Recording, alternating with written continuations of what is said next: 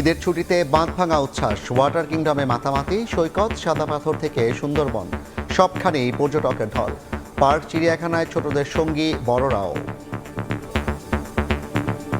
Family নিয়ে আসছি because ছুটি তো আসলে সবসময় পাওয়া যায় না। এখানে ঘুরতেছি, ছবি তুলতেছি। বাচ্চারা একটু পানি পেলে খুব খুশি হয়। আমি আমার বোনের সাথে এনজয় করেছি। বাচ্চা কাছে অনেক পশু পাখি চেনে না, এই জন্য আমরা চিড়িয়াখানা আসছি। বাচ্চার আনন্দই বড় আনন্দ। প্রতি বছরই আমরা এই দিনটি অনেক উপভোগ করি। শিশুমেলায় এসে খুব ভালো লাগছে। ফ্যামিলির সবাইকে নিয়ে এসেছি। সাগরের কাছে আসলে খুব ভালো লাগে।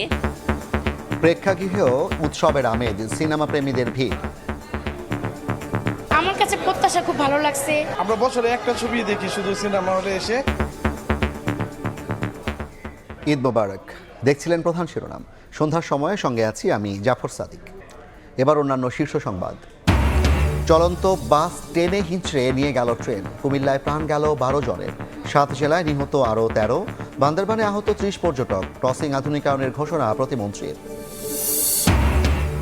তারেক রহমানকে নিয়ে বিষোদ্গার করছে একটি গোষ্ঠী। ফ্যাসিবাদী আচরণ বন্ধের আহ্বান বিএনপি নেতা রিজভীর।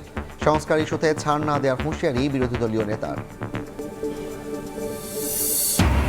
প্রধানমন্ত্রীর উপদেষ্টা সেজে নিয়োগ দেওয়ার নামে প্রতারণা, নিজের নামে বানায় গেজেট। বিভিন্ন সরকারি দপ্তরেও দেয় চিঠি। কক্সবাজার থেকে অভিযুক্ত গ্রেফতার।